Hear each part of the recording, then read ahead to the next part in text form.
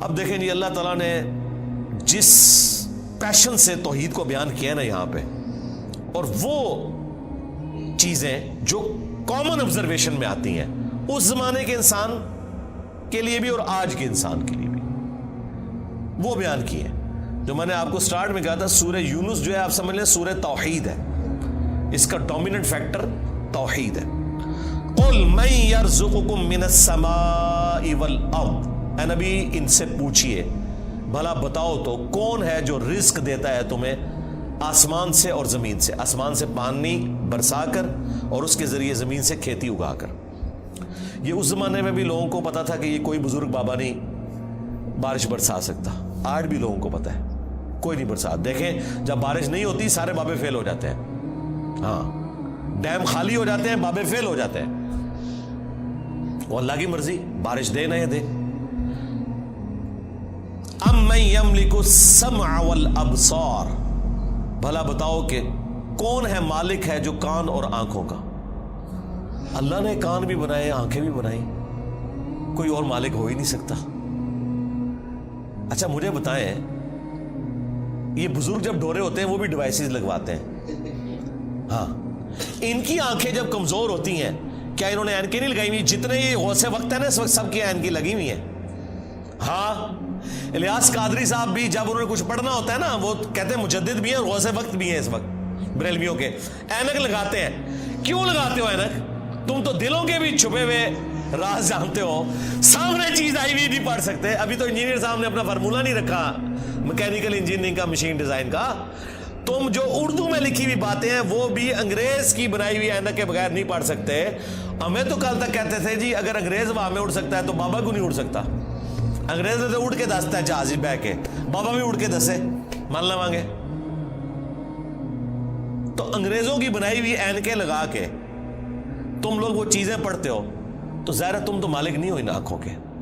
آج تک کسی بزرگ نے اپنی آنکھیں کمزور ہونے سے روکی ہیں؟ کوئی شخص اپنے بڑھاپے کو ٹال سکتا ہے؟ کوئی پیغمبر بھی نہیں ٹال سکتا اپنے بڑھاپے کو. بال سفید ہوئے تو ہو گئے، نظر کمزور ہوئی ہے تو ہو گئی ہے. تو یہ چیز ہے. اللہ تعالیٰ فرماتا ہے کہ پوچھ ان سے اے نبی صلی اللہ علیہ وآلہ وسلم کون مالک ہے کان کا اور آنکھوں کا. وَمَن يُخْرِجُ الْحَيَّ مِنَ الْمَيِّتِ، اور کون ہے جو مردے میں سے زندہ کو نکالتا ہے. بظاہر زمین مردہ ہوتی ہے اس میں سے زندہ کھیتی نکلتی ہے. بظاہر انڈا ہماری کامن آبزرویشن کے اعتبار سے مردہ ہوتا ہے، اس میں سے چوزا نکلتا ہے. ویسے تو وہ مردہ نہیں ہے لیکن قرآن چونکہ لٹریچر کی زبان میں کامن آبزرویشن پہ بات کر رہا ہے اس اعتبار سے تو وہ بظاہر ہل جل نہیں رہا. ایک بیج اس کے اندر زندگی ہے لیکن بظاہر مردہ ہے، اس میں سے 6 ارب گنا بڑا درخت نکلتا ہے. وَيُخْرِجُ الْمَيِّتَ مِنَ الْحَيِّ،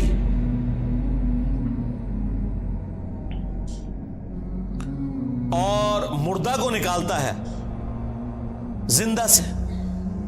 زندہ میں سے مردہ بھی نکلتا ہے. یعنی مرغی انڈا دیتی ہے، بظاہر یہ بات ہو رہی ہے، میں سائنٹیفک لینگویج میں بات نہیں کر رہا، لٹریچر کی زبان میں بات کر رہا ہوں. زندہ درخت میں سے، اور وہ بھی زندگی اب سائنس ہمیں بتا رہی ہے. قرآن تو پہلے ہی کہہ رہا تھا کہ درخت زندہ ہے، کھیتیاں زندہ ہیں، لیکن اب ہمیں سائنس بتا رہی ہے ان کی فیلنگز ہیں. باقاعدہ یہ خوش بھی ہوتی ہیں ناراض بھی ہوتی ہیں. پھول مرجھا بھی جاتے ہیں، ان کے اوپر بھی کیفیات طاری ہوتی ہیں. تو آپ دیکھیں اسی میں سے وہ بیج نکلتا ہے، وہ بیج آپ بوتے ہیں ایک اور درخت نکل آتا ہے، ایک اور کھیتی نکل آتی ہے. وَمَن يُدَبِّرُ الْأَمْرَ، اور کون ہے جو سارے کاموں کی تدبیر فرماتا ہے. ظاہر ہے جی بزرگوں کو تو پتہ ہی نہیں، اور جن بزرگوں کو سورج کے سائز کا ہی نہیں پتا وہ سورج کو کیسے کنٹرول کر سکتے ہیں، اور سورجوں کی تعداد بھی نہیں پتا. ان بیچاروں نے یہی سورج دیکھا ہوا ہے.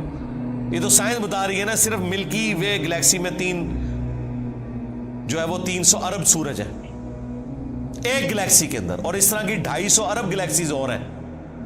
بزرگوں تو پتہ ہی نہیں تھا.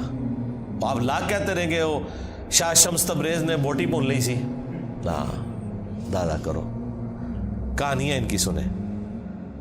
فَسَيَقُولُونَ اللَّهُ، تو یہ انقریب کہیں گے اللہ ہی کرتا ہے. یہ دیکھو مشرکین عرب بھی بتوں کو ساتھ شریک ٹھہراتے ہوئے بھی کہتے تھے نہیں اے کام نہیں بت کر سکتے، اے وڈا ہی اللہ کرتا ہے.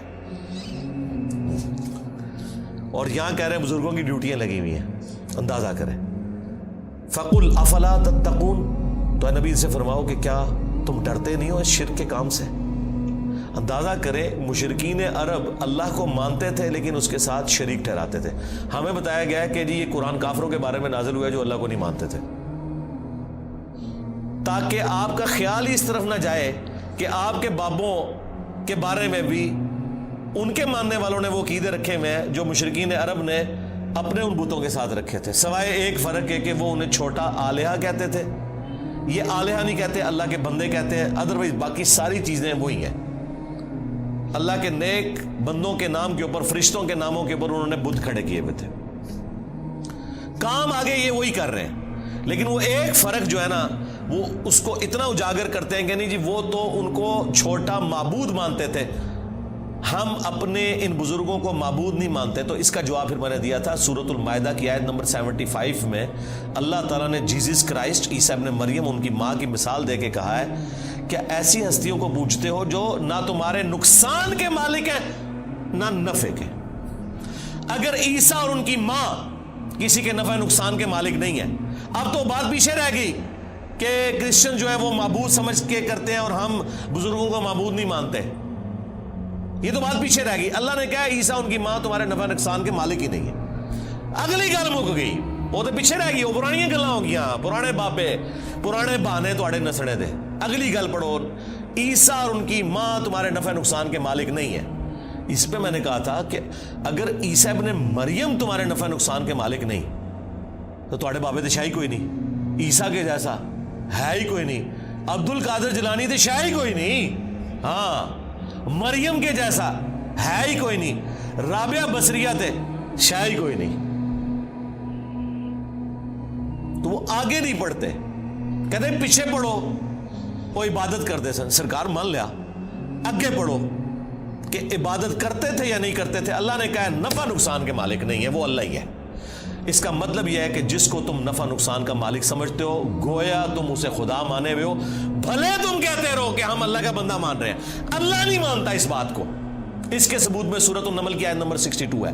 امن یجیب المضطر اذا دعا ویکشف السوء وَيَجْعَلُكُمْ خُلَفَاءَ الْأَرْضِ أَإِلَٰهٌ مَّعَ اللَّهِ. بھلا بتاؤ تو کون ہے جو مصیبت اور پریشانی میں گھرے ہوئے شخص کی فریاد کو سنتا ہے اور اس سے اس کی تکلیف کو دور کر دیتا ہے اور تمہیں زمین پر اگلوں کا خلیفہ کرتا ہے. أَإِلَٰهٌ مَّعَ اللَّهِ، کیا اللہ کے ساتھ کوئی اور معبود بھی ہے جس کی یہ کوالٹی ہو؟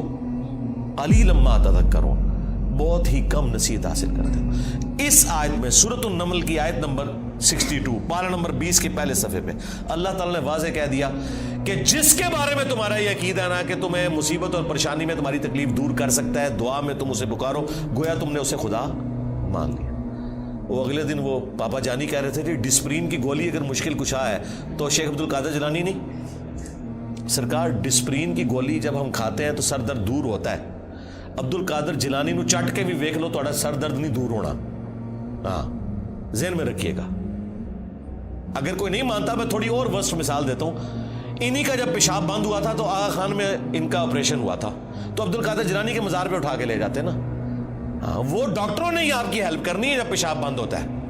ایون عبد القادر جیلانی کا بھی پیشاب بند ہونا وہ بھی ڈاکٹر ہی علاج کرے گا، خود کوئی اپنا علاج نہیں کر سکتا.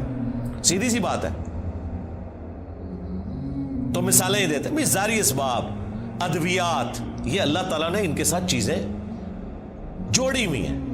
تو میں نے ان کو اگلی مثال دی ہے کہ ویل مچھلی 1.5 گھنٹے تک اپنا سانس روک سکتی ہے. لے آؤ سارے بابے 1.5 گھنٹے ایسے سمندر ہی سٹاں گے انہوں نے. ظاہر ہے یہ کہتے ہیں نا کہ بزرگان دین جو ہیں وہ مطلب یہ انگریزوں سے بھی بہتر ہے تو جانوروں سے بھی بہتر ہوں گے، یا منو کہ تواڈے سارے بابے ویل مچھلی تو بدتر نے. اڑنے کا نہیں کہہ رہے، اڑتے نہیں سکتے ہو، چلو ایسا روکا گے نا جان تے چھوٹے نا. 1.5 گھنٹے ایسے سمندر ہی سٹاں گے ایڈا وڈا وٹا بن کے تاکہ باہر بھی نہ نکل سکن. 1.5 گھنٹے بعد کٹا گے، چلو 5 منٹ پہلے میں کر لاں گا انشاءاللہ. احتیاطاً جیسے زور احتیاطی پڑھ دے نا ہے، میں بھی احتیاطاً 5 منٹ پہلے ایک بار کٹ لواں گا، لیکن کوئی روک کے دسے منو کچھ بھی نہیں ہو سکتا میرے بھائی. یہ سب کے سب جھوٹ ہے جو انہوں نے مشہور کیا. اللہ تعالیٰ فرما رہا ہے نبی ان سے فرماؤ تم پھر بھی ڈرتے نہیں ہو اپنے اس شرکی عقیدے سے. فَذَلِكُمُ اللَّهُ رَبُّكُمُ الْحَقِّ، تو یہ ہے اللہ تمہارا حقیقی رب. جو الحق ہے تمہارا پالنے والا، فماذا بعد الحق الا الضلال، تو بتاؤ حق کے بعد گمراہی کے سوا کیا بچتا ہے؟ یعنی یہ دو ہی آپشن ہو سکتے ہیں، اگر اللہ حق ہے باقی سب باطل ہے، پھر اللہ کے مقابلے پر اگر آ جائے اس میں ان ہستیوں کا قصور نہیں ہے، ذہن میں رکھیے گا۔ لیکن مثال کے لیے پھر اللہ نے کہا ہے اگر اللہ ارادہ کرے کہ عیسیٰ اس کی ماں اور سب لوگوں کو ہلاک کر دے، اللہ کو کوئی پوچھ نہیں سکتا۔ سورۃ المائدہ آیت نمبر 17۔ اب کوئی اللہ کو یہ سمجھائے گا کہ یا اللہ عیسیٰ کا رگڑا کیوں نکالا نعوذ باللہ ان کی نظر میں؟ نہیں بھئی، جب توحید اسٹیبلش کرنی ہے تو وہ ہمارے استاد مولانا ساق صاحب کہتے تھے اور جدو توحید بیان کریں گے تو نبیوں کی گستاخی آپ ہی ہو جائے گی۔ یہ ہو نہیں سکتا کہ ایسی توحید بیان کریے اور گستاخی نہ ہوئے، کیونکہ گستاخی آپ کہہ رہے ہیں، وہ گستاخی ہے نہیں ہے، نبی نہیں سے گستاخی مانیں گے۔ اللہ تعالیٰ نے سورہ نساء میں فرمایا ہے عیسیٰ ابن مریم کبھی یہ اور محسوس نہیں کریں گے اور نہ کوئی مقرب فرشتہ کہ اسے اللہ کا بندہ کہا جائے۔ اور پھر اللہ نے کنکلوڈ کیا ہے کہ اگر کوئی فرشتہ یا کوئی پیغمبر اس چیز سے شرمندگی محسوس کرے کہ وہ بندہ ہے ہمارا، ہم قیامت کا دن بلا لیں گے، پھینکیں گے جہنم کے اندر سمجھانے کے لیے۔ اللہ تعالیٰ تو بالکل نہ اس کا کوئی پیغمبر رشتہ دار ہے نہ کوئی فرشتہ رشتہ دار ہے، سب کے سب اس کے بندے ہیں۔ ہاں، اللہ اکبر۔ فَأَنَّا تُصْرَفُونَ، تو پھر کہاں رخ موڑ کے پھرے جا رہے ہو؟ كَذَلِكَ حَقَّتْ كَلِمَةُ رَبِّكَ عَلَى الَّذِينَ فَسَقُوا أَنَّهُمْ لَا يُؤْمِنُونَ، بالکل اس طریقے سے ثابت ہو چکی ہے تمہارے رب کی بات ان لوگوں کے اوپر جو سرکشی کے اوپر اترے ہوئے ہیں کہ وہ کبھی بھی ایمان نہیں لے کر آئیں گے۔ یعنی اللہ نے ان پہ مہر لگائی ہے بسبب اس کے کہ حق سامنے آنے کے باوجود انہوں نے حق ماننے سے انکار کیا۔ اللہم من احییتہ منا فاحیہ علی الاسلام ومن توفیتہ منا فتوفہ علی الایمان۔ سبحانک اللہم وبحمدک اشہد ان لا الہ الا انت استغفرک واتوب الیک وما علینا الا البلاغ المبین۔ جزاکم اللہ خیرہ۔